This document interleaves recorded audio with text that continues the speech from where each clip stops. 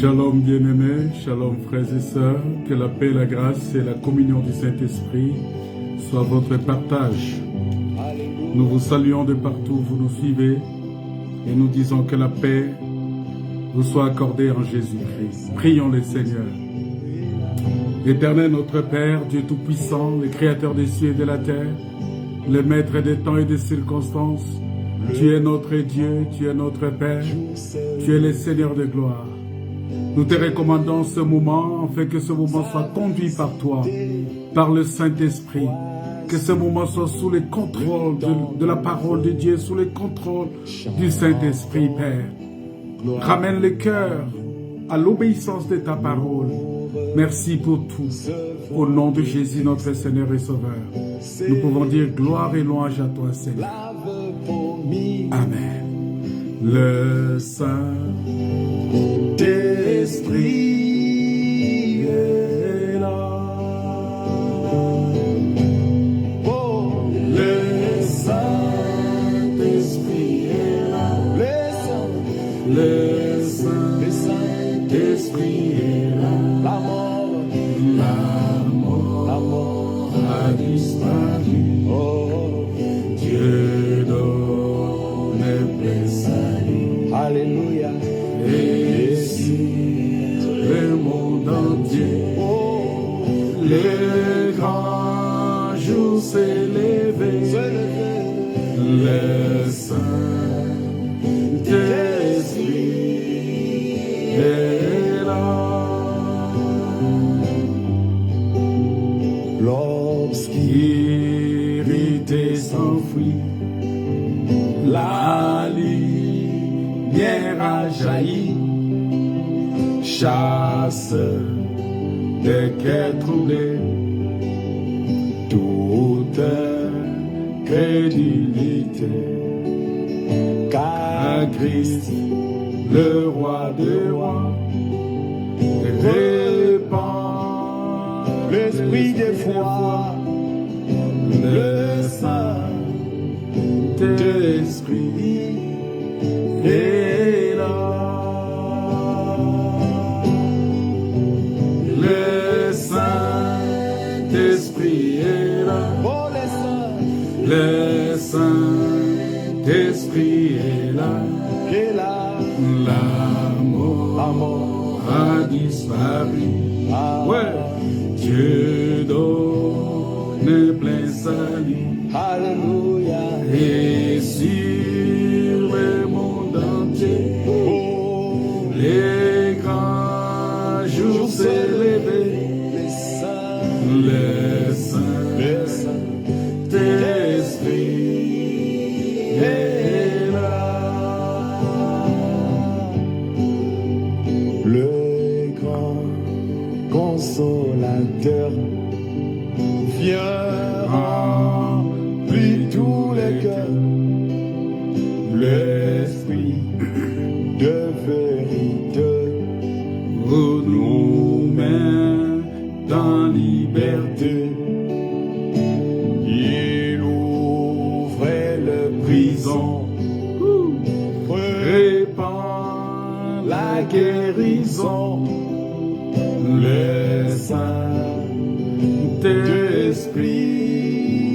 est là. Oh, le Saint-Esprit est là. Le Saint-Esprit est là. La mort a disparu. Dieu donne plein salut. Alléluia. Et sur le monde entier, le grand jour s'est levé. Le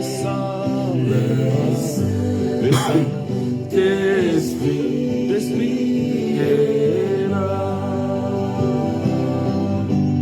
Alléluia. Que tous les rachetés chantent la liberté, car Christ tout accompli.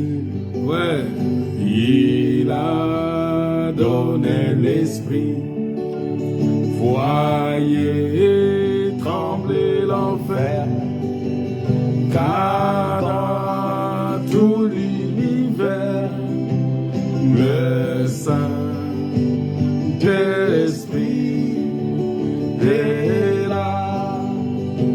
Encore une fois, que toute la terre, Alléluia. que Tous les rachetés chantent les libertés. Christ a tout accompli. Il a donné l'esprit. Voyez trembler l'enfer. le diable tremble. Car dans Tout l'univers, les saints Esprit est là. Le Saint-Esprit est là. Le Saint-Esprit est là. l'esprit est là. La mort a disparu. Dieu donne. La mort a disparu. Dieu a donné un plein salut. Alléluia. Oh Seigneur, nous te bénissons pour le plein salut que tu nous as accordé à Jésus-Christ. Alléluia. Parce que tu es Dieu. Parce que tu es Seigneur. Parce que tu es le roi de rois. Parce que tu es le Seigneur des seigneurs. Parce que tu es le Dieu puissant. Tu es le Dieu vivant, le Dieu puissant et vrai. Alléluia. Oh bien-aimé, j'aimerais que tu puisses prier avec moi en ce moment pour reconnaître que tu es véritablement racheté et que tu chantes ta liberté parce que Christ t'a donné l'Esprit. Alléluia. Oh Seigneur, merci, nous te bénissons. Jésus, nous te bénissons parce que tu es Dieu. Jésus, nous t'élevons parce que tu es Seigneur. Jésus, nous t'élevons parce que tu es le roi de rois. Et là, encore une fois, que toute la terre, alléluia, que tous les rachetés chantent leur liberté. Christ a tout accompli. Il a donné l'esprit. Voyez trembler l'enfer. le diable tremble. Car dans tout l'univers, le Saint-Esprit est là. Le Saint-Esprit est là.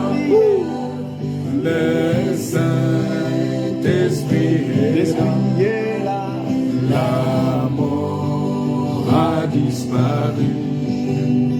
Dieu donne un plein salut. Alléluia. Et sur le monde entier, oh, le grand jour s'est levé. Le Saint, Le Saint-Esprit est là. Je vous salue encore une fois de plus dans le nom de Jésus-Christ. Je bénis le Seigneur pour ce moment qu'il nous a accordé. Ces temps de grâce, ces temps de paix, ces temps de joie, ces temps de bénédiction. Que la paix, la grâce et la communion du Saint-Esprit soient votre partage. Bien-aimés dans le Seigneur, nous sommes heureux de nous retrouver encore ce soir pour partager la parole de Dieu parce que il est écrit que l'homme ne vivra pas de pain seulement, mais de toute parole qui sort de la bouche de l'Éternel. Voilà les raisons pour lesquelles nous nous retrouvons à chaque fois que nous nous retrouvons pour partager la parole. Nous rendons grâce à Dieu pour son amour, pour sa bonté et pour sa fidélité.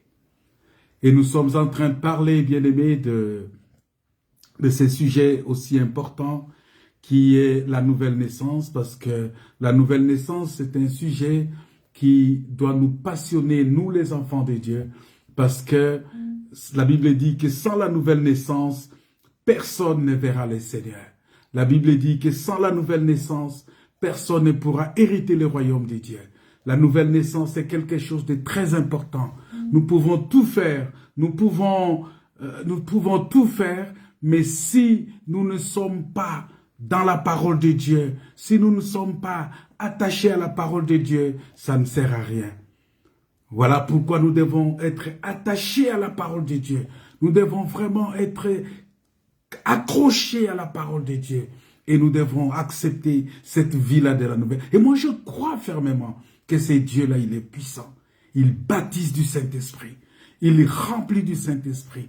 Il peut te baptiser du Saint-Esprit, même pendant qu'on est en train de parler là. Pendant que tu écoutes cette parole, le Saint-Esprit, tu peux être baptisé du Saint-Esprit. Tu peux être baptisé de la puissance de Dieu et de feu. Même à partir de ta chambre, à partir de ton salon, même si tu es sous la douche, tu peux être baptisé. Baptisé du Saint-Esprit. Et ma prière ce soir est que le Seigneur puisse te baptiser de son esprit et que tu sois rempli du Saint-Esprit de partout où tu me suis en ce moment.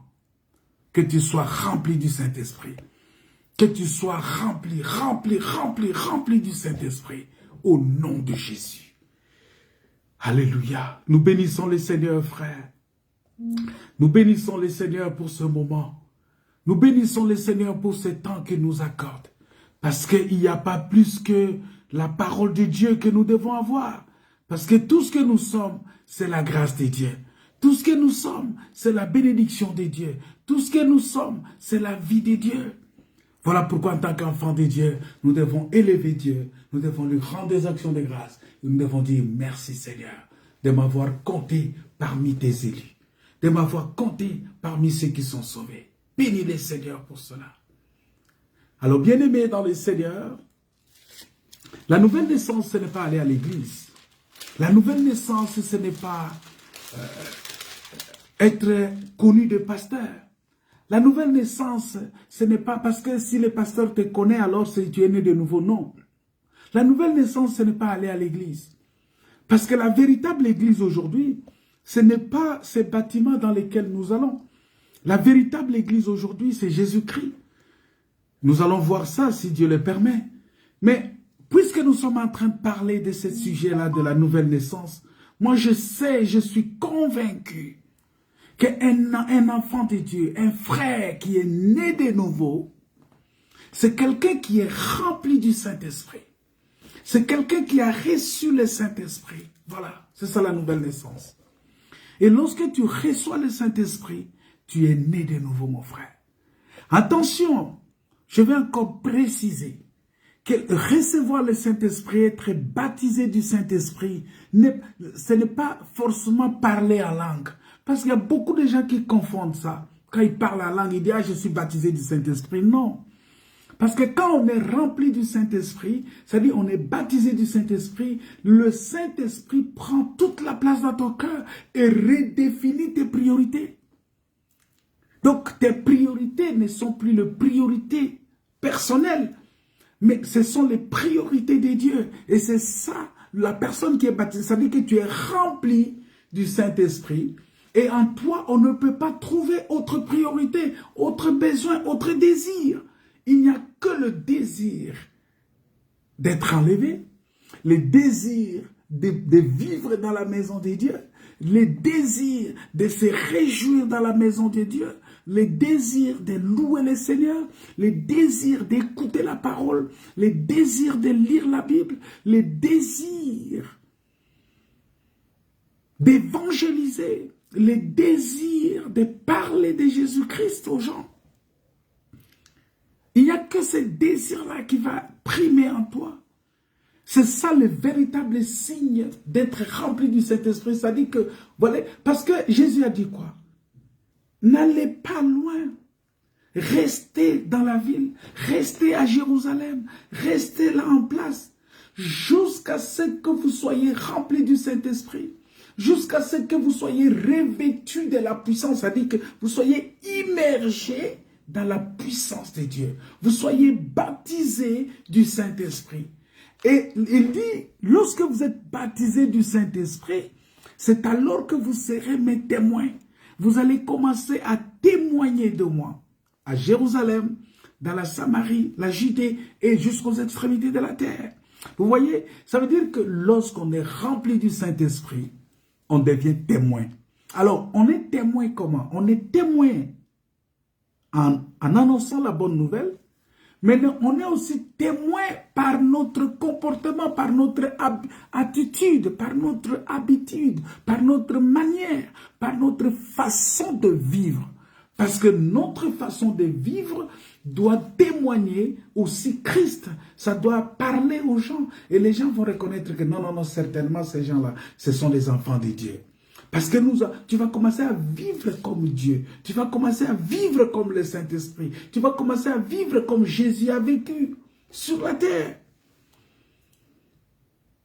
Et le péché va s'éloigner de toi. Parce que quand tu vis comme Dieu, quand tu vis en te soumettant à la parole de Dieu, le diable va s'éloigner, le péché va s'éloigner, le monde va s'éloigner de toi. Et tu vas vivre réellement le fait que même si tu vis dans ce monde, mais tu n'es pas de ce monde. C'est ça le signe de la nouvelle naissance. Je vais peut-être vous scandaliser. Tu peux parler en langue, mais tu n'es pas baptisé du Saint-Esprit. Parce que je connais certaines églises où les gens apprennent à parler en langue. Vous venez là, le pasteur, il se met devant, il commence à vous dire, bon, allez, commencez par faire. Et les gens se mettent aussi à parler. Et si vous ne faites pas attention, vous allez penser que ces gens-là sont remplis du Saint-Esprit. Moi, je connais beaucoup d'églises qui apprennent les parler en langue. Frère, les parler en langue, c'est ça, ça va vous choquer. Mais ce n'est pas forcément un signe d'être rempli du Saint-Esprit. Le signe d'être rempli du Saint-Esprit, c'est devenir une nouvelle créature. Les choses anciennes sont passées, voici toutes choses sont devenues nouvelles. Maintenant, les autres choses-là, les dons du Saint-Esprit sont des bénéfices que nous recevons. D'ailleurs, les noms le disent, c'est les dons. Mais lorsqu'on commence à produire les fruits dignes de la repentance, c'est ça le baptême du Saint-Esprit.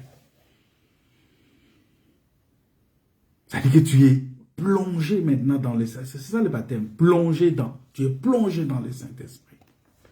Alors, on était en train de parler de la brebis égarée qui est retrouvée, mais surtout encore de cet enfant prodige. Cet enfant prodigue qui est parti de la maison. Ah oui, il est prodigue cet enfant. Cet enfant prodigue qui a quitté la maison de son père et qui a pris la décision de quitter la maison de son père et de partir. Et nous avons vu avec vous, on en a parlé, je vous ai expliqué qu'il faut faire très attention. C'est dans la maison du Père où il y a l'abondance. Je vous ai donné des écritures. Parce que nous avons souvent tendance. Il est triste aujourd'hui, même parmi les chrétiens, parmi des gens qui se disent enfants de Dieu, on a tendance à négliger la parole de Dieu. On a tendance à négliger l'œuvre de Dieu. On a tendance à négliger l'appel même qu'on a reçu. Alors que la Bible dit, la vie éternelle, c'est qu'ils te connaissent, toi le seul vrai Dieu, et c'est lui que tu as envoyé. Mais pour connaître Dieu, parce que Dieu dit, pour que tu aies la vie éternelle, il faut que tu le connaisses. Mais maintenant, pour connaître Dieu, mais il faut qu'il se révèle à toi. Vous voyez? Et la Bible dit que si tu cherches l'Éternel de tout ton cœur, il se laissera trouver par toi. Il se laissera trouver par toi, si tu le cherches de tout ton cœur. Et la Bible dit que pour chercher l'Éternel, pour connaître Dieu, mais il faut écouter les enseignements. Toi, tu ne veux pas écouter les enseignements. Tu ne veux pas lire la Bible. Tu ne pries pas. Comment tu vas connaître Dieu? Ce n'est pas possible. Tu ne pourras pas le connaître. Voilà pourquoi j'ai dit que dans la maison de Dieu, c'est là où il y a l'abondance. C'est là où il y a véritablement l'abondance dans la maison de Dieu. Et à chaque fois que nous nous retrouvons dans la maison de Dieu, la Bible dit Dieu est au ciel et il fait tout ce qu'il veut. Il règne et il ne nous doit rien. Dieu ne nous doit rien. Il ne nous doit rien. Parce que c'est nous qui lui devons. Nous lui devons l'adoration, nous lui devons la gloire, nous lui devons l'obéissance, la soumission, nous lui devons la confiance, nous lui devons la foi absolue, nous lui devons cette soumission aussi totale. Si nous voulons véritablement vivre la vie de Dieu sur la terre, c'est nous qui devons quelque chose à Dieu. Dieu ne nous doit rien parce qu'il nous a créés à son image et à sa ressemblance. Voyez? Donc pourquoi je vous ai dit que dans la maison du Père, dans la maison de Dieu, il y a cette grâce-là, il y a cette bénédiction de Dieu que nous devons réellement accepter de vivre cela, parce que sans cette bénédiction, nous ne pourrons pas faire quelque chose. Alors cet enfant, qu'est-ce qui s'est passé, bien-aimé? La Bible dit que cet enfant a quitté la maison de son père. Il a quitté la maison de son père pour aller. Parce que il trouvait qu'il voulait prendre sa liberté. Il voulait en réalité prendre sa liberté. Il voulait partir de la maison de son père. Alors que dans la maison de son père, en d'autres termes, la maison de Dieu, vous savez que la maison de Dieu, c'est là où il y a l'échelle de Jacob. Il y a l'échelle de Dieu. Et la Bible dit que dans la maison de Dieu, l'échelle est installée où les anges montent et descendent. Vous allez comprendre que lorsque Jésus-Christ a parlé de cette maison-là, il a dit que désormais vous verrez les anges de Dieu monter et descendre. Alors que Jacob, lui, il a vu l'échelle, il a baptisé le nom de ce lieu-là Bethel, qui veut dire la maison de Dieu. Mais quand Jésus vient, il vient expliquer cette maison-là. Il vient dire, non, la maison, la véritable maison de Dieu, c'est là où les anges de Dieu montent et descendent. Et cette maison-là, c'est Christ. C'est pourquoi la Bible dit, Dieu est en Christ, réconciliant le monde avec lui-même. Donc, la véritable maison de Dieu aujourd'hui, voilà pourquoi la Bible dit, si quelqu'un est en Christ, si quelqu'un est dans la maison de Dieu qui est Christ, il est une nouvelle créature. Alors nous voyons que cet enfant va quitter, va décider de partir de la maison de son père. Pourquoi? Parce qu'il a été entraîné par la convoitise. Il a été entraîné par l'insatisfaction, le mécontentement. Parce que le mécontentement est l'état normal de l'homme pécheur. Et lui, il a dit, non, non, non, je dois partir.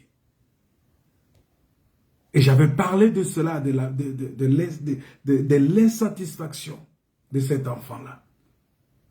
Mais nous voyons que cet enfant-là est parti de son gré. Il est parti de lui-même.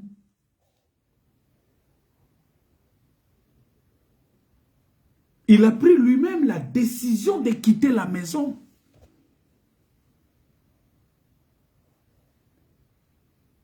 On va lire un texte.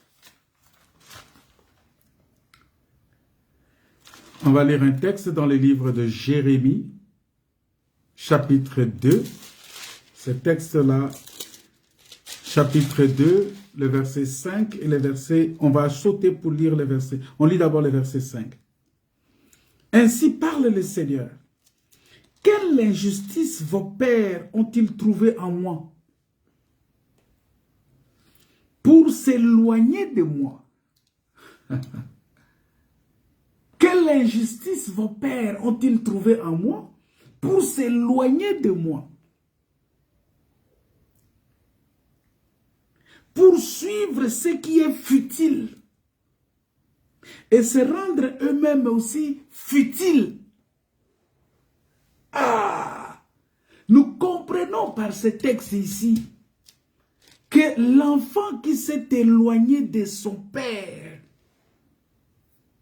c'est ce peuple-là qui s'est éloigné de l'Éternel pour suivre les choses futiles et pour devenir lui-même aussi futile. Regardez, cet enfant-là, on va y arriver. Lui qui était dans la maison de son père, il ne manquait de rien. Maintenant, il décide de quitter la maison de son père, de s'éloigner de son père, pour aller suivre les choses futiles. Les choses futiles, c'est quoi? C'est aller travailler dans une porcherie. Et il devient lui-même pauvre. Parce qu'il commençait à vouloir manger la nourriture des porcs. C'est-à-dire, il devient lui-même futile. Ils n'ont pas dit où est le Seigneur qui nous a fait monter d'Égypte, qui nous a conduits dans le désert. Maintenant, si on va au verset 31, lisez avec moi. Il dit, hey, vous, gens de cette génération, considérez la parole du Seigneur. Vous, les gens, nous, les gens de cette génération, considérons la parole du Seigneur. Ai-je été pour Israël un désert ou un pays de ténèbres? Pourquoi mon peuple, dit-il, nous allons où nous voulons? Nous ne voulons pas revenir à toi. C'est-à-dire, l'enfant a pris la décision, il dit, je vais où je veux. Et cet enfant-là ici, je vais expliquer, c'est Israël qui a abandonné l'Éternel, son Dieu, qui est parti où il voulait. C'est-à-dire, c'est une portion d'Adam qui est définie par Israël. Et cet enfant-là a abandonné. Mais maintenant, cette écriture aussi s'applique à cette génération.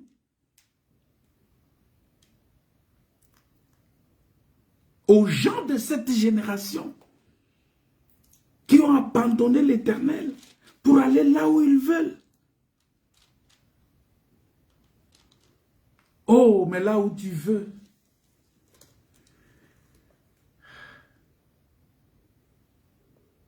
Là où tu veux. Ça ne peut-être te portera pas bonheur. Attention.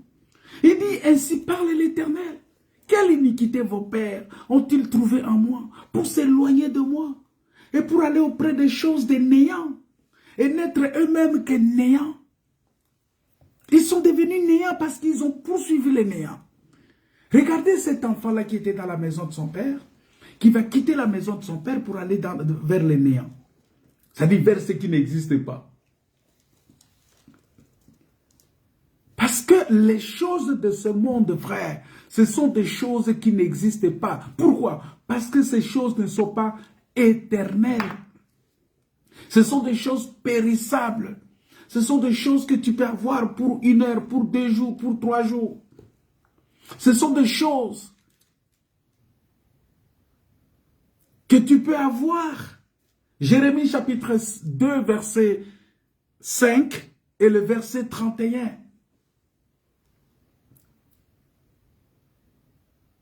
Donc quand tu vas vers le néant, cet enfant-là, il a quitté la maison de son père pour aller là où il veut.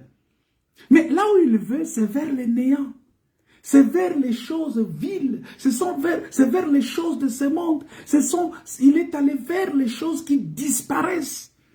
vers les choses qui ne contribuent pas à l'éternité de l'homme, vers les choses qui ne peuvent pas garantir la sécurité éternelle de l'homme, vers des choses éphémères, vers des choses qui disparaissent, vers la satisfaction de peu de temps.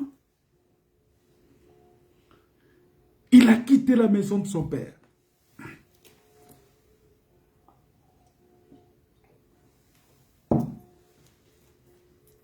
Il a quitté la maison de son père pour aller vers ces choses-là. Et vers ces choses, la Bible dit clairement, si vous lisez, on dit qu'ils sont allés auprès des choses de néant et n'être eux-mêmes que néant. Si cela s'est appliqué à Israël, je vais te dire que cela est applicable aussi à tout celui qui abandonne le chemin de la parole, le chemin de Dieu, le chemin de la vie éternelle, le chemin qui est Jésus-Christ. Tout celui qui abandonne Jésus pour le plaisir de ce monde. Il nous dit, Paul nous dit dans le livre de Romains, que ne vous conformez pas au siècle présent, mais soyez transformés par le renouvellement de l'esprit. Il dit, le frère Jean nous dit dans 1 Jean là-bas, n'aimez pas le monde, ni les choses de ce monde. Parce que les choses de ce monde sont éphémères. Et lorsque tu quittes la maison du Père, là où il y a l'abondance, la maison du Père, où les anges montent et descendent, où l'huile fraîche est versée sur la tête d'Aaron, où le chandelier est allumé continuellement, où le pain des propositions ne manque pas sur la table, où le parfait est dégagé matin, midi, soir, nuit, à tout instant. La maison du Père où les chérubins protègent le propitiatoire. C'est-à-dire que l'ange de l'Éternel campe tout autour de ceux qui les craignent et les arrache du danger. Lorsque tu quittes la maison du Père, parce que la maison du Père, c'est là où les chérubins sont placés pour protéger les propitiatoires. Ils sont là sur le rideau qui sépare les lieux saints des lieux très saints. Ils protègent la voie, ils protègent. Lorsque nous sommes dans la présence du Seigneur, ils sont là, ils nous protègent. Alléluia. Quand tu quittes la maison du Père, tu n'as plus cette protection-là. Quand tu quittes la maison du Père, tu es exposé. Lorsque tu n'as plus le regard fixé sur Jésus, lorsque tu commences à placer tes regards vers les tempêtes de ce monde, mais tu vas noyer comme Pierre. Parce que Pierre, il était en face de Jésus. Il fallait qu'il continue à regarder à Jésus. Mais qu'est-ce qui s'est passé? Pierre va laisser Jésus. Il va commencer à regarder les vagues, les tempêtes et tout ça. Et aussitôt, il commence à... Et c'est ce qui est arrivé à cet enfant-là. Il a regardé le plaisir. Il a regardé le bien de ce monde. Il a eu l'envie, l'amour de ce monde. Et il a pris la décision de s'éloigner. De s'éloigner. Il dit, mais qu'est-ce que j'ai fait pour que Israël, qu'est-ce que vous avez... Dieu est en train de il dit, mais qu'est-ce que j'ai fait pour que vous vous éloigniez de moi? Vous savez, frère, les gens vont dire, mais pourquoi Dieu a permis que pourquoi le Père a accepté de laisser partir cet enfant? Il y a d'autres personnes qui vont dire, mais pourquoi Dieu a permis que ces gens-là puissent s'égarer? Alors que c'est des gens qui ont accepté sa parole. Mais pourquoi il va permettre encore qu'ils puissent s'égarer? Il faut lire la Bible, frère. Si vous lisez la Bible, vous allez avoir cette réponse-là. Parce que vous allez voir que il y a des gens qui disent toujours... parce que là où on a reçu l'Esprit, là où il y a l'Esprit de Dieu, là aussi est la liberté. Et c'est cette liberté-là qui amène les gens mal affermis à se perdre. Comment ça? Vous allez voir que la liberté-là amène les gens à commencer par inventer les choses au nom de Dieu. C'est pourquoi, vous savez, je vais vous dire une chose. Lorsque les gens viennent au Seigneur Jésus, ils reçoivent les dons spirituels. Ils reçoivent, ils rentrent dans l'abondance du Saint-Esprit. Par les dons spirituels, ils voient la guérison, ils voient des miracles, ils voient beaucoup de choses. Et en ce moment-là, s'ils ne sont pas véritablement bien encadrés, ils vont se perdre. Parce qu'ils vont vouloir utiliser ces dons-là pour leur propre gloire. Et ils vont déclarer leur liberté, c'est-à-dire ils ne vont plus suivre les ainsi dit le Seigneur. Ils vont commencer, c'est pourquoi beaucoup de pasteurs fabriquent des choses d'eux-mêmes. Ils fabriquent, ils commencent à donner de l'eau aux gens.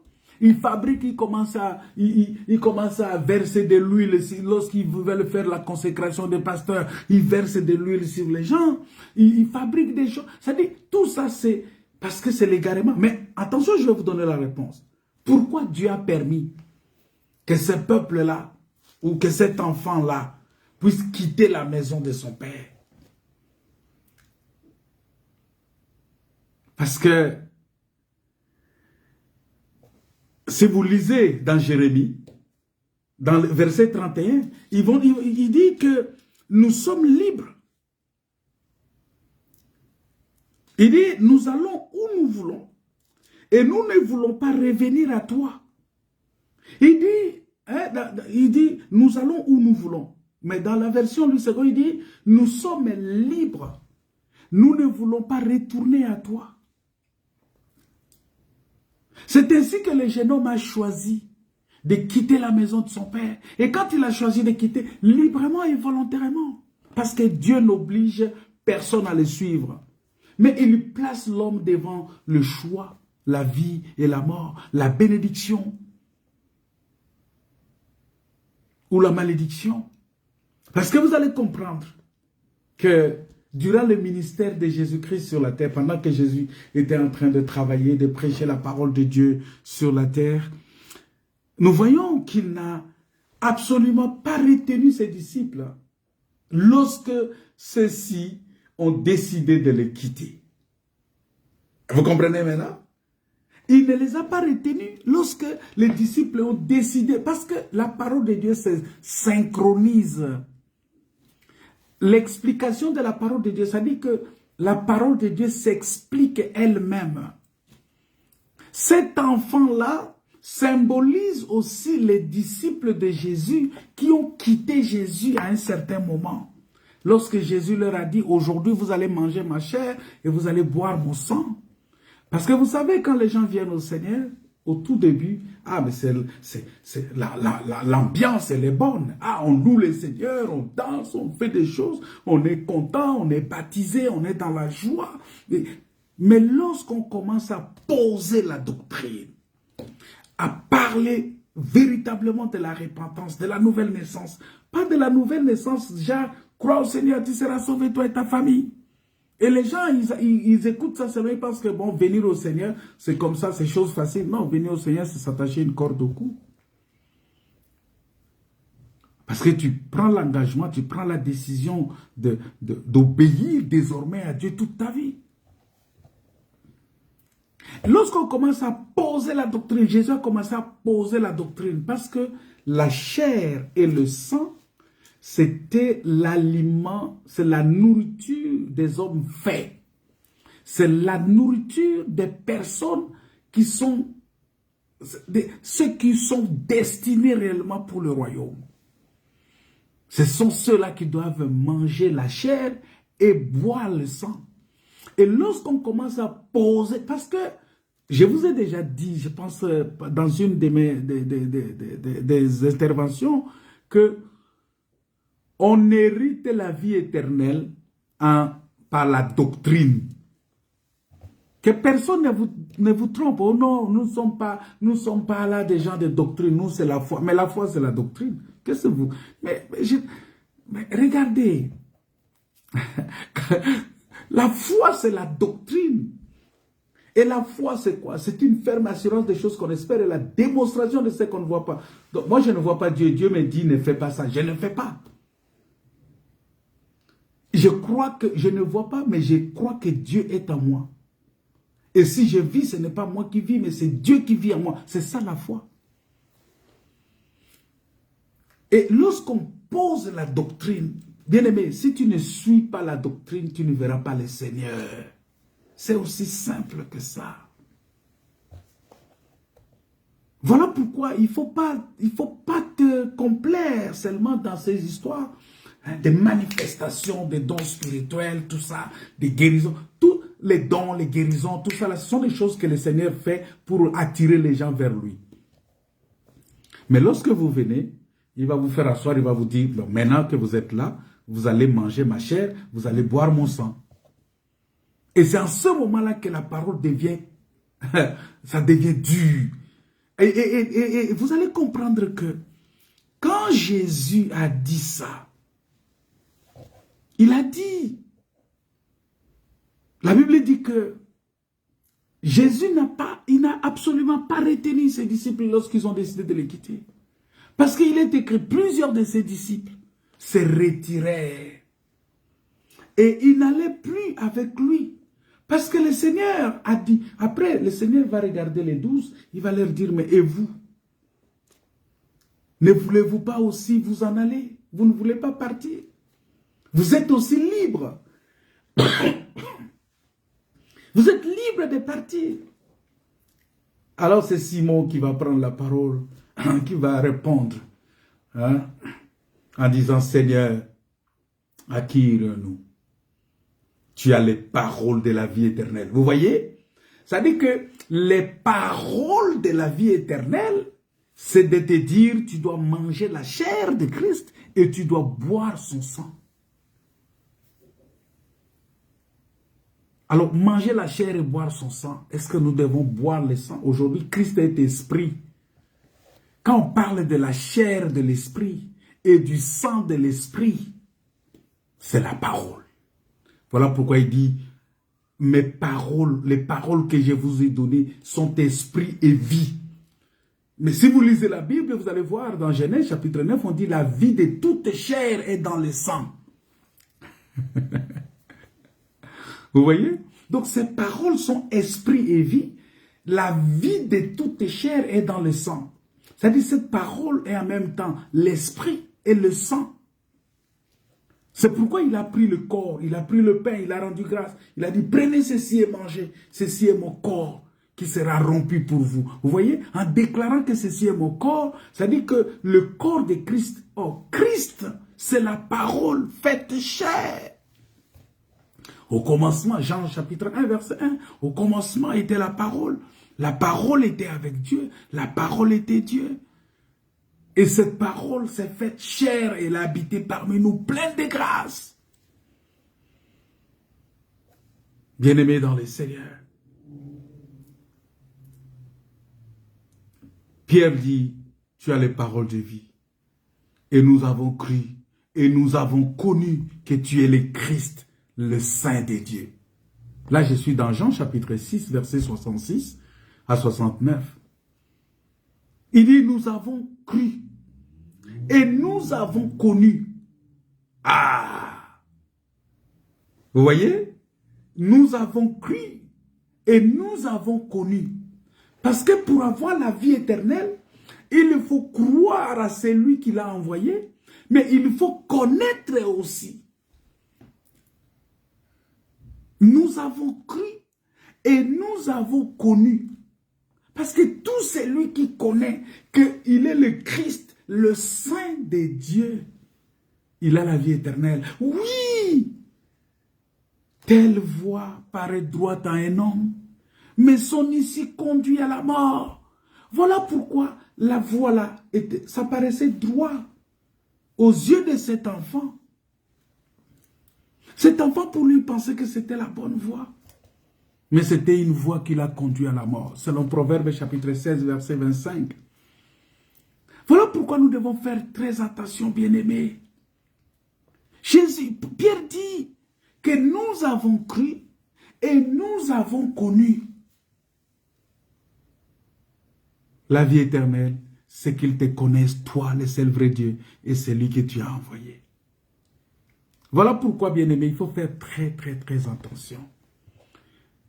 Dieu ne t'oblige pas. Il te dit, bon, tu veux suivre? Ouais, voilà, je mets devant toi la vie ou la mort. Si tu veux suivre, tu suis. Si tu veux avoir la vie éternelle, c'est toi. Si tu veux refuser la vie éternelle, c'est toi. Voilà pourquoi on va prendre un deuxième texte dans le livre d'Ecclésiaste. Ecclésiaste chapitre 12, le verset 1.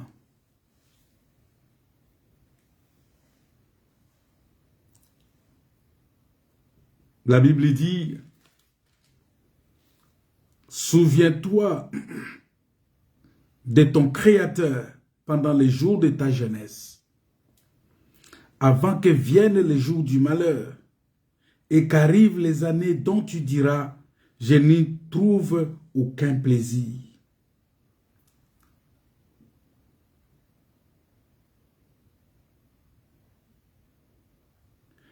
Mais il dit ceci, « Jeune homme, réjouis-toi de tes jeunes années. » En d'autres termes, réjouis-toi de ta jeunesse.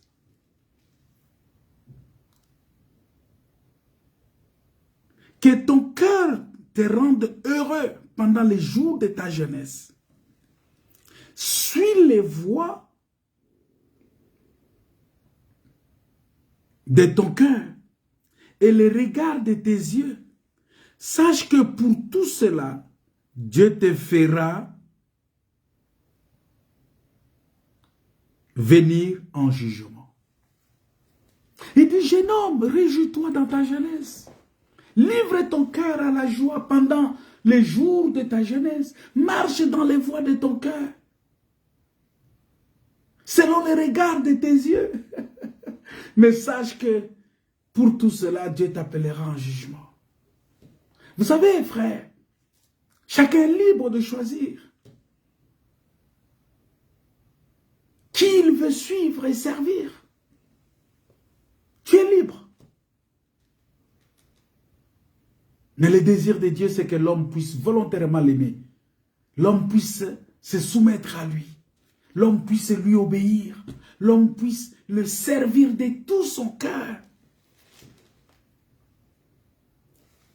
Mais comme dans ce principe de la liberté, c'est ainsi que le Père va laisser partir son Fils avec sa part des biens qu'il avait réclamés. Et il est parti. Mais je vous ai lu ce texte-là de Proverbe 16, verset 25, que oui, telle voie paraît droite à un homme, mais son issue conduit à la mort. Donc nous voyons que cet enfant-là, dans sa liberté, a choisi une voie qui pour lui paraissait une voie normale, une voie de bonheur, parce qu'il était parti aussi, lui, à la recherche du bonheur. Mais il a abandonné le bonheur dans la maison de son Père pour aller chercher les bien-aimés. En dehors de Christ, il n'y a pas de bonheur. Tout ce que nous faisons dans ce monde ici, nous ne trouverons jamais satisfaction en dehors de la maison du Père.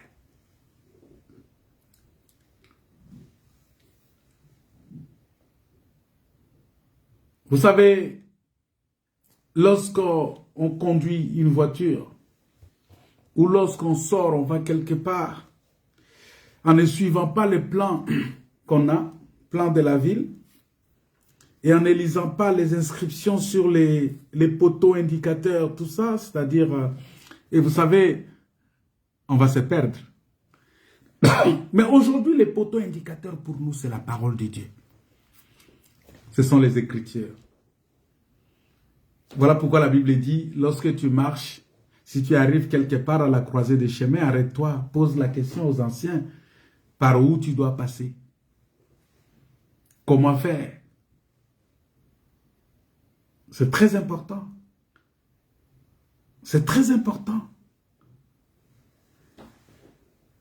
Dans Psaume chapitre 119, je pense au verset 9, la Bible dit, comment un jeune homme rendra-t-il pur son sentier? Comment un jeune homme rendra-t-il pur son sentier? C'est en se dirigeant d'après la parole de Dieu. C'est en suivant la parole de Dieu. C'est en marchant conformément à la parole de Dieu. C'est-à-dire, si tu veux rendre ta voie, ton chemin, ton sentier pur, il faut seulement suivre. Parce que c'est ça, les poteaux indicateurs. C'est ça, parce que lorsque tu conduis, pour ceux qui ont fait le code, il y a des signes, des panneaux qui sont là, qui indiquent par ici, par là, tu dois t'arrêter. Arriver ici, il y a l'école, il faut ralentir, il faut rouler à grande vitesse, il faut... Vous voyez, c'est-à-dire, ces poteaux-là, il faut les suivre. C'est pourquoi le psalmiste dit, je serre ta parole dans mon cœur, Seigneur, afin de ne pas pécher contre toi. Afin de ne pas me détourner. Ça dit qu'afin de ne pas pécher contre toi, ça veut dire afin de ne pas me détourner de toi. Afin de ne pas m'éloigner de toi. Je serre ta parole dans mon cœur. Est-ce que tu serres la parole de Dieu dans ton cœur, mon frère, ma soeur? Est-ce que tu serres la parole? Tu attaches la parole de Dieu dans ton cœur. Psaume 119, verset 9. Mais aussi le verset 11. Il dit, je serre ta parole. Je serre ta parole dans mon cœur, afin de ne pas pécher contre toi. Bien-aimés dans le Seigneur, c'est très important pour nous de comprendre ces choses. Parce que si nous ne comprenons pas, nous risquons de courir. Mais on court derrière le néant pour devenir nous-mêmes aussi néant. Voilà pourquoi il faut faire attention. Il faut faire extrêmement attention. Cet enfant-là, il va abandonner la maison de son père. Comme beaucoup aujourd'hui. Au lieu de suivre la parole de Dieu, ils suivent la voix de leur cœur. Ils suivent ce qu'ils voient. Ils suivent ce que leurs yeux les montrent. C'est ce que nous avons lu dans Ecclésiaste 12. Que les regards de nos yeux nous désorientent souvent. Que tes regards sont portés sur quoi? Sur les biens de ce monde? Tes regards sont portés sur quoi? Seulement sur le mariage? Sur le travail? Sur quoi? Non. Je vous avais expliqué le dimanche que Pierre, lorsqu'elle est arrivée dans la maison de Tabitha Dorcas, ses regards n'étaient pas fixés sur Tabitha, parce que Tabitha était déjà morte. Mais ses regards étaient fixés vers Dieu, parce qu'il parlait à Dieu. Mais lorsqu'il a fini de parler à Dieu, il a reçu, ainsi dit le Seigneur, il s'est tourné seulement pour dire à Tabitha Dorcas, lève-toi. Il n'a pas prié, pardon, il n'a pas prié Dieu en regardant Tabitha. Ça veut dire que lorsqu'on veut prier le Seigneur, ne prie pas Dieu en regardant ta maladie, en regardant tes problèmes, en regardant tes difficultés. Prie le Seigneur et il les regarde fixés sur lui. Et tu vas te retourner seulement pour parler à ta situation. Tu vas te retourner pour parler à ta maladie. Tu vas te retourner pour parler à ton mariage. Tu vas te retourner pour parler à ton travail. Tu vas dire seulement, oh Seigneur, ordonne. Et Dieu va ordonner. Les regards. Parce que lorsque nos regards sont fixés vers les choses de ce monde, ça nous amène à abandonner Dieu. Ça nous amène à abandonner Dieu. Et lorsque nous abandonnons Dieu, nous rentrons dans une sorte de ruine, comme la Bible nous dit dans le livre de Job. Attends, on va lire ce texte-là. Job, chapitre 8. Vous savez, des fois j'aime beaucoup lire les textes, parce que les textes expliquent la parole de Dieu immédiatement. Job, chapitre 8, le verset...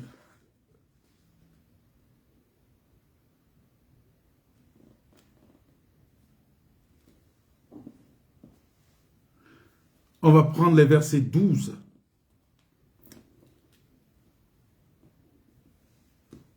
à 13.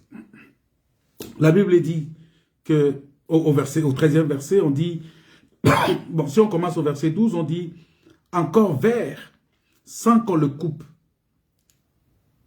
Verset 11, les joncs poussent-ils sans un marais?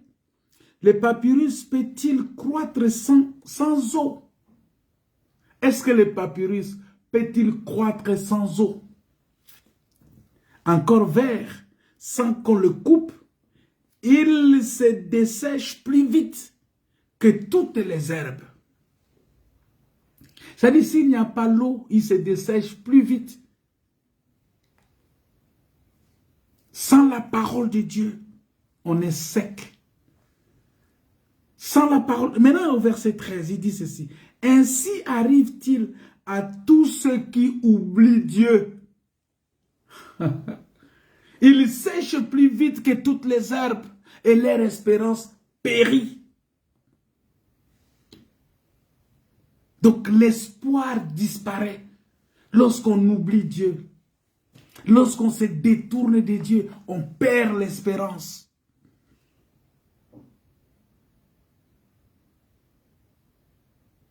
On perd l'espérance périt lorsqu'on oublie Dieu, lorsqu'on se détourne de Dieu, lorsqu'on quitte la maison du Père. On perd l'espérance. Parce que, frère, le péché semble doux au début, hein, mais il devient vite amer et finalement, l'homme devient esclave du péché et devient aussi dépendant du péché. Et devient esclave de ce qui a triomphé de lui.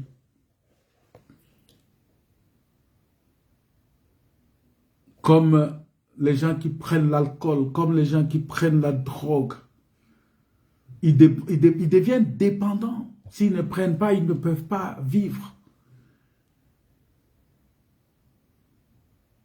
Parce qu'ils deviennent dépendants. Mais quand ils ont commencé, c'était doux au départ. C'est ce que la Bible dit dans 2 Pierre chapitre 2 verset 19. Voilà pourquoi nous devons faire attention. Et vous allez voir que ici, je vais peut-être expliquer ça le vendredi si Dieu le permet. Je dis bien si Dieu le permet. Le vendredi, je vais expliquer ce principe-là de deux chemins. Quand Jésus dit, parce que Jésus a dit quelque chose dans Matthieu chapitre 7, verset 13. Il dit, large est la porte, spacieux est le chemin qui mène à la perdition. Et il y en a beaucoup qui entrent par là.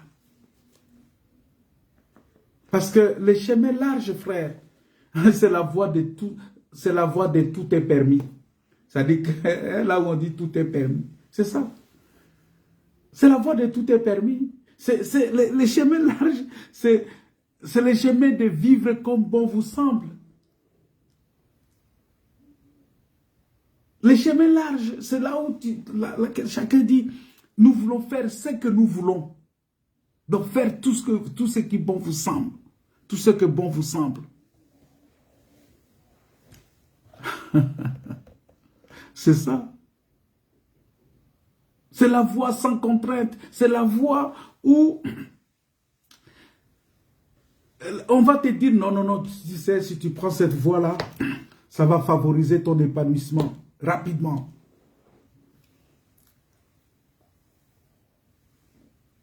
Et il y a des gens qui prennent ces voies-là, malheureusement, croyant que ça va favoriser leur épanouissement.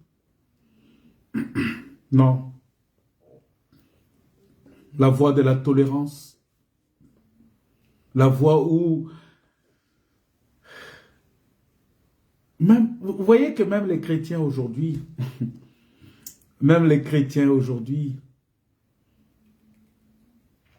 ils acceptent des propositions, des suggestions et même des voies diaboliques comme ça, de l'ennemi de nos âmes. Parce que, qu'est-ce qu'ils veulent? Ils veulent, en disant par exemple, bon, on peut vivre ensemble sans être mariés, hein, par le concubinage, par les relations en dehors du mariage, par l'homosexualité. Vous voyez, ce sont des choses que les gens font aujourd'hui. Même, vous voyez, avec des histoires terribles, tu peux avorter, c'est pas grave. Tu peux mettre fin à ta vie, ce n'est pas grave. Pour ne citer que quelques voies d'égarement, la femme peut prêcher, c'est pas grave. La femme peut enseigner dans l'assemblée, dans les réunions, dans les assemblées, c'est pas grave. La femme peut prier la tête découverte, non, c'est pas grave. Il y a des pasteurs qui disent ça. C'est même prêché dans les églises. Vous allez voir des gens en train d'enseigner ça dans les églises. C'est ça la loi de la liberté. C'est ça la voie spacieuse. Et beaucoup de gens passent par là. Le chemin qui est large. Il y a beaucoup qui entrent par là. La voie qui est large. La voie de la tolérance. Où on tolère le mal, où on tolère le péché, où on tolère des choses que la Bible condamne, mais là-bas on tolère. C'est ça la voie qui est large. Mais Jésus a dit que étroite est la porte, hein, au verset 14 de Matthieu 13, hein, au verset 14, et Matthieu 7, au verset 14, il dit, étroite est la porte resserrée, le chemin qui mène à la vie, et il y en a peu qui les trouvent. Je vais expliquer ça le vendredi, si Dieu le permet. La voie large et la petite voie. Vous savez, cette porte et ce chemin, c'est Jésus-Christ qui dit « Je suis le chemin ». Parce que la Bible dit « Il n'y a de salut en aucun autre nom ». Car il y a sous le soleil, dans Actes chapitre 4, verset 12.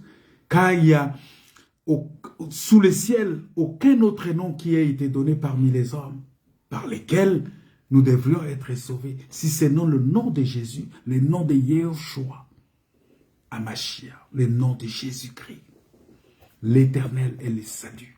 Parce que Yeshua, c'est l'Éternel et le salut. Bien-aimés dans le Seigneur, loin du Père et de la maison, nous voyons que le jeune homme va perdre progressivement tout ce qu'il avait reçu. Progressivement. Quand tu t'éloignes de Dieu, tu vas perdre progressivement tout ce que tu as reçu. Les bénédictions, les biens, la santé, l'amitié, l'affection.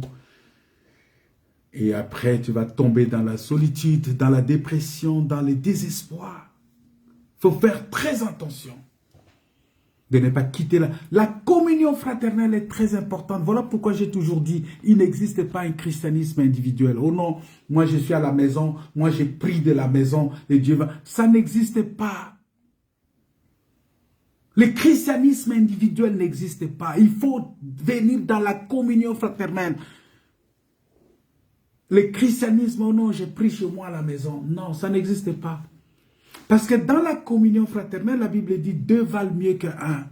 Si l'un tombe, l'autre va le relever. Et toi, tu ne veux pas de la communion fraternelle. Comment tu vas résister? C'est là où il y a la chaleur. Voilà pourquoi, lorsqu'on fait la convocation de peuple, pour que le peuple vienne dans une convocation solennelle pour écouter la parole de Dieu, bien-aimé, ne refusez pas la convocation de Dieu. Ne refusez pas. Parce que lorsque tu t'éloignes de la communion fraternelle, de l'enseignement, de la fraction du pain et des prières, si tu t'éloignes de ces 4 choses-là, tu vas commencer par perdre petit à petit tout ce que tu as reçu. Bénédiction, bien matériel, bien spirituel, santé, amitié, affection. Et tu vas tomber dans la solitude, tu vas devenir seul. Et tu vas tomber dans le désespoir. Tu vas voir que tu seras submergé par les problèmes de ce monde. Parce que loin du Père, il n'y a pas l'assurance. Loin de la maison, tu es perdu. Parce que la vie d'un homme, c'est comme un champ. Vous savez, lorsqu'on sème quelque chose, tout ce qu'on sème dans la vie, on le récolte. Que Dieu vous bénisse. Voilà pourquoi il faut, bien-aimés dans le Seigneur, restons attachés à la parole de Dieu. Restons attachés à la maison de Dieu. Parce que dans la maison, il y a l'eau, il y a l'huile qui coule. Il y a les anges qui montent et qui descendent. Ça veut dire quoi? Quand tu restes en Christ, ta prière est exaucée par Dieu et Dieu envoie la réponse. C'est ça. Tu reçois la réponse par l'enseignement, parce que la parole que nous recevons, la parole que nous écoutons, c'est la réponse de Dieu à nos problèmes. Et lorsque nous prions à Dieu, Dieu répond, il nous guérit, il nous sauve, il nous délivre, il nous bénit. Il nous accorde toutes les faveurs. Voilà pourquoi je vais proclamer ce soir que tu es béni, que tu es un enfant de Dieu, que tout ce que tu as, c'est Dieu qui t'a donné ça. Accepte de le garder jalousement. Accepte, reste dans la maison du Père. Tu ne vas pas gaspiller ces choses-là. Tu ne vas pas perdre ces choses-là. Les dons que tu as reçus, reste dans la maison. Que Dieu vous bénisse. Que Dieu vous comble de sa grâce. Parce qu'il est merveilleux, notre Dieu. Il est le Seigneur de gloire. Il est le Dieu tout-puissant. Voilà pourquoi, bien-aimés, à chaque fois que nous prions le Seigneur, nous lui rendons des actions de grâce. Nous l'élevons, nous le glorifions parce qu'il est Dieu. J'aimerais vraiment que tu regardes à Dieu. Que tu regardes au Seigneur. Que toutes tes pensées, que tes yeux soient fixés sur Jésus. Tes regards soient fixés sur Jésus. Enlève tes regards, tes pensées, ton cœur. Enlève cela des choses de ce monde et recentre ça, concentre ça sur Jésus. Et que Dieu te bénisse. Qu'il avait promis le Saint-Esprit est là. Alléluia. Le Saint-Esprit est là. Le Saint-Esprit est là. La mort a disparu. La mort a disparu. La maladie a disparu. La pauvreté a disparu. Alléluia. Dieu répand sa grâce. Il répand son bonheur. Il répand la vie. Il répand l'abondance. Parce que dans la maison de l'Éternel, il y a l'abondance. Au nom de Jésus. Bénis tout un chacun. Bénis mon frère, ma soeur. Manifeste ta puissance et ta gloire parce que tu es Dieu. Oh Dieu, laisse que ta parole habite en nous abondamment. Manifeste ta puissance et ta gloire. Apporte la guérison, la santé. Tous les frères et sœurs qui ont fait naufrage de la foi, qui ont abandonné la foi, qui ont abandonné l'amour. Seigneur, rallume le feu, rallume le feu, rallume le feu, rallume le feu. Au nom de Jésus, rallume le feu, rallume le feu de Dieu, rallume le feu du Saint-Esprit, baptise du Saint-Esprit, baptise du Saint-Esprit, mon frère, ma soeur, au nom de Jésus. Rallume le feu, rallume le feu. Et là, le Saint-Esprit est là. Oh, la mort a disparu. Oh, Dieu donne plein salut. Alléluia. Jésus. Seigneur, merci pour tout. Que la paix, la grâce et la communion du Saint-Esprit nous soient accordées en Jésus-Christ. Merci pour tout ce que tu es. Merci pour tout ce que tu fais. Merci pour la grâce de Dieu. Merci parce que tu bénis mon frère et ma soeur. Merci parce que tu nous ouvres les écluses des cieux en ce moment. Au nom de Jésus. Et nous vivons la grandeur de Dieu. Au nom de Jésus, notre Seigneur et Sauveur. Nous avons prié, nous prions et nous déclarons gloire et louange à toi, Seigneur. Merci, Seigneur. Merci, notre Dieu. Tout celui qui a des questions, il peut revenir à moi en inbox. Tu peux venir en inbox, m'envoyer les questions. Comme ça, on va essayer par la grâce de Dieu d'apporter la réponse aux questions, aux différentes questions que vous pouvez avoir. Que Dieu vous bénisse, que Dieu vous comble de sa grâce. Si le Seigneur le permet, nous allons nous retrouver encore vendredi pour écouter la parole de Dieu. Soyez bénis, que la paix, la grâce et la communion du Saint-Esprit vous soient partagées.